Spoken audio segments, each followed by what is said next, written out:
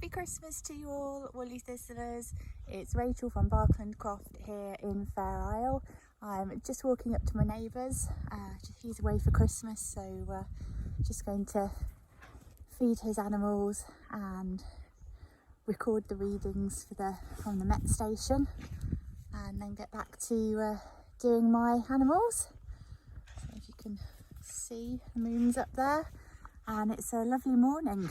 So happy Christmas to you all.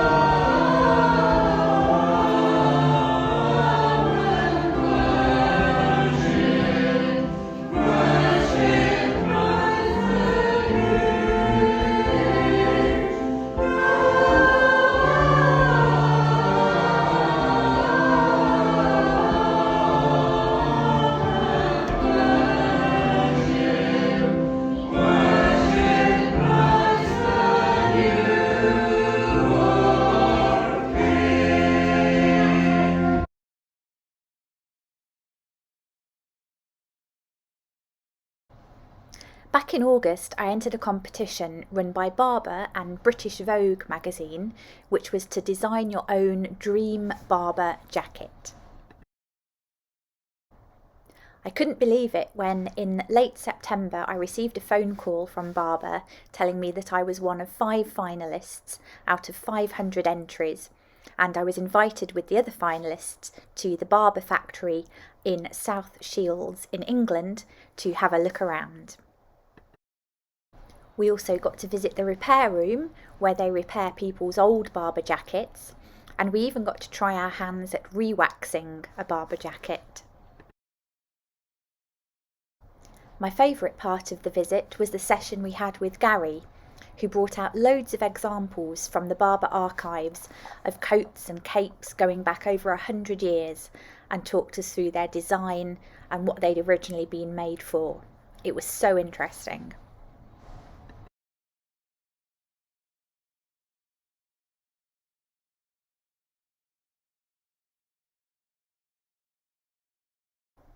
I returned home with the paper dressmaking patterns that Barber uses to make the linings of their jackets, and then had about a week to knit the linings and the cuffs to those exact specifications.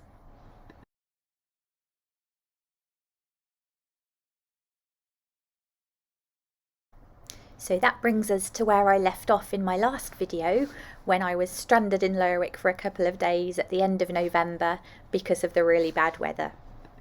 The Northlink finally sailed, and it was a 14-hour crossing south to Aberdeen. That's the Bresser ferry just there, and you can see Lerwick in the background here. So this was us just leaving the ferry dock. And that's the Northlink ferry terminal building. Sorry about the camera shake in these. It was, although the sea had calmed down a bit, it was still quite windy.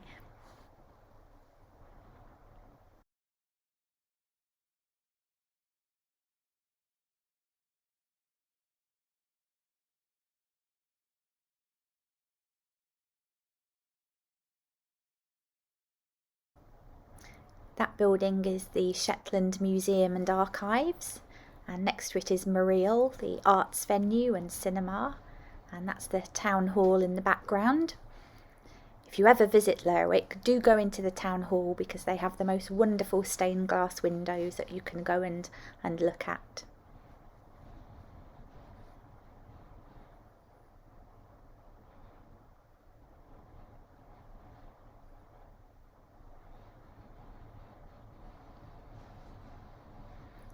This is the waterfront of the town centre.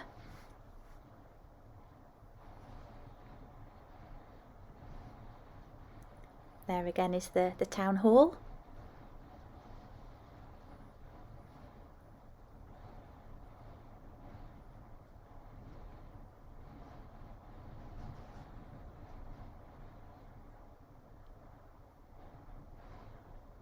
And then for you Shetland fans, can't see it ever so well, but that's Baines Beach and Jimmy Perez's house.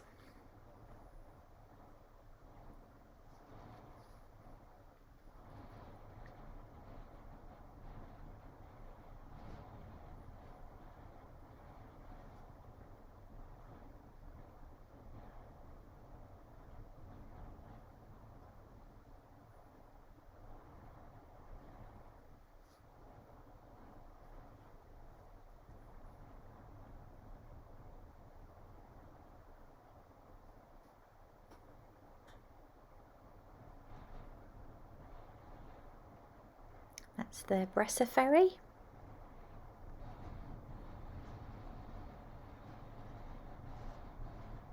And you're looking over to Bresser there, just across the channel.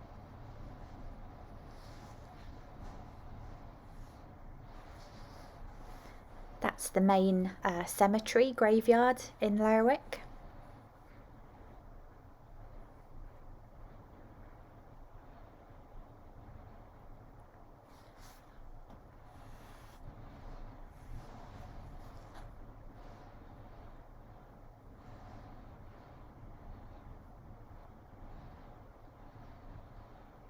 Again, that's just looking over to Bresser,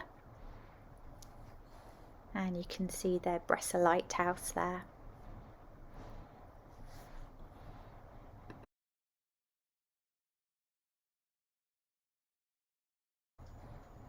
Once I arrived in Aberdeen, I then travelled on to Edinburgh, and from Edinburgh I was really excited because I got to travel on the Caledonian Sleeper all the way through the night down to London.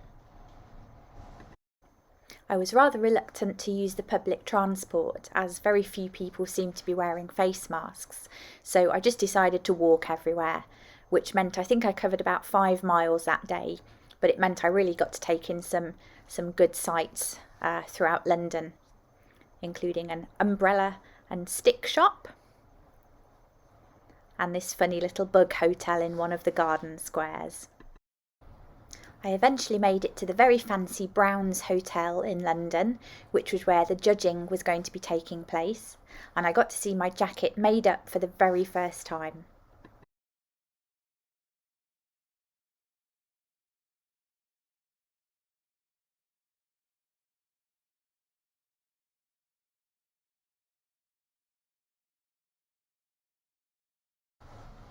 We then had to give a presentation on our jacket designs to a panel of judges, including Dame Margaret Barber and Vanessa Kingery of Vogue, as well as representatives from Vogue, Barbour and Selfridges of London. They then went away to deliberate, and although I didn't win, I really was so thrilled to have taken part in this competition. And I still felt like I won because I came away with a wonderful bouquet of flowers and a fantastic goodie bag courtesy of Barbour. Just look at these incredible biscuits. Would you believe though that that's not even the end of it? And as soon as I'm allowed to share the next bit of information with you, I certainly shall do. In the meantime though, here's a short video about the event and competition that was produced by Barbour. I hope you enjoy it. 100 years of helping owners and customers keep their beloved items. That's brilliant, that's so exciting. So I live on Fair Isle, which is this little island here. Oh my gosh, that's even better than I imagined. I love the flesh of the tartan from the back as you're walking. As you can see, I do like to deconstruct tailoring. It just means that you can be a bit more comfortable. Oh, that looks so good. I wanted it to tell the story of the brand, so when I make my own clothes I put a little bit of all the fabric into a patchwork quilt I'm making. So I wanted it to tell the story of the brand on the inside as well as the outside. I used dried flowers from my grandmother's village. I was inspired by nature. When I think of nature, I think of home. It's all embroidery, the back piece and the sleeve. It's supposed to be so you can mend your jacket or add to the stitching as you go, so it becomes like almost like a walking sort of piece of art.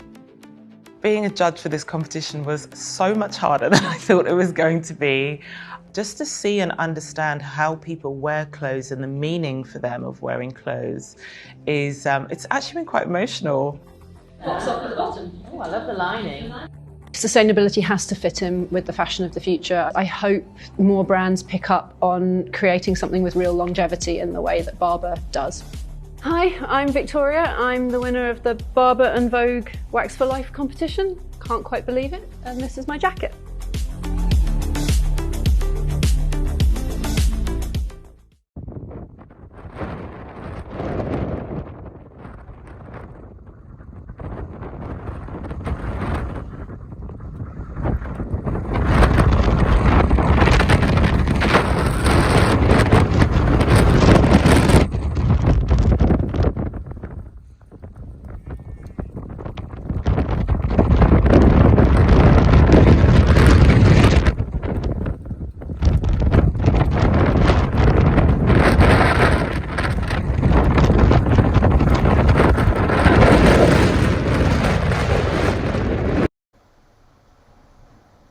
Well, I just want to wish you all a very happy new year.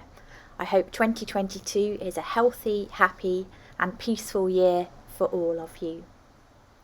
I also want to thank Corinne and everyone at the Woolly Thistle for giving me the opportunity to bring these videos to you, and to you all for being so supportive of me. I really enjoy reading your comments after each video. Thank you.